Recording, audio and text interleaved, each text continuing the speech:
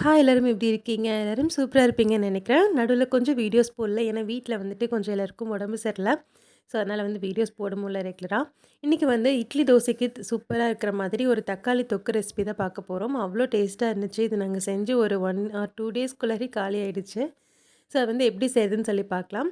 தக்காளி வந்து ஒரு 1 1/2 கிலோ பக்கம் இருந்துச்சு. அத வந்து 4ஆ கட் பண்ணி அப்படியே மிக்ஸி ஜார்ல போட்டு நல்லா அரைச்சு எடுத்து வச்சுக்கிட்டேன். அதுக்கப்புறமா நல்லா அடிகனமான பாத்திரத்த எடுத்துக்கோங்க. அதில வந்து கடுகு, வெந்தயமும் போட்டு தாளிச்சுக்கலாம். ஏன் அடிகனமான பாத்திரம்னா, இது வந்து ஃபுல்லா இஞ்ச வைக்கணும். ஸோ, அதுக்காக வந்து அடி பிடிக்காம இருக்கிறதுக்காக நம்ம ஹைல வச்சு தான் பண்ணுவோம். இதுக்கு வந்துட்டு கொஞ்சமா வந்து பூண்ட இடிச்சு போட்டுட்டு, கருவேப்பிலையும் வந்து எண்ணெயில போட்டோம்னா நல்ல ஃப்ளேவரா இருக்கும். அதுக்கப்புறம் அது 2 பொரிஞ்சதுக்கப்புறமா நம்ம அரைச்ச தக்காளி விழுத வந்து அப்படியே சேர்த்துக்கலாம். ஹைலயே வந்து ஒரு 10 நிமிஷம் வச்சதுக்கப்புறமா இந்த மாரி லைட்டா நொரக்கட்ட ஆரம்பிச்சது. இந்த ஸ்டேஜ்ல வந்து கொஞ்சமா வந்து உப்பு சேர்த்துக்கிட்டேன். அதுக்கப்புறமா இதுக்கு தேவையான அளவு நான் மிளகாத்தூளும், கொஞ்சமா மஞ்சத்தூள் மட்டும் சேர்த்துக்கிட்டேன். வேற எந்த மசாலாவுமே தேவையில்ல. இது மட்டுமே போதும். ரொம்ப டேஸ்ட்டா இருக்கும்.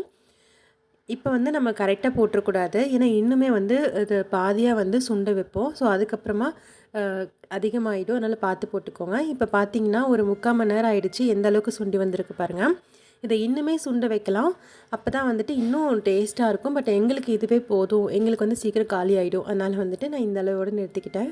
இந்த மாரி எண்ணெய் பிரிஞ்சு வர ஸ்டேஜ்ல வந்து கடைசியா உப்பு செக் பண்ணிட்டு, கொஞ்சமா கரும்பு சர்க்கரைய வந்து சேர்த்துக்கிட்டோம்னா, நம்மளோட சூப்பரான தக்காளி தொக்கு வந்து ரெடி ஆயிரும். இட்லி, தோசைக்கு வந்து செம்மையா இருந்ததுங்க. நாங்க இதே தான் வந்து 2 டேஸா வச்சு சாப்பிட்டோம்.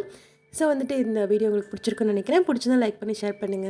சேனல சப்ஸ்கிரைப் பண்ணிக்கோங்க. நெக்ஸ்ட் வீடியோல பார்க்கலாம்.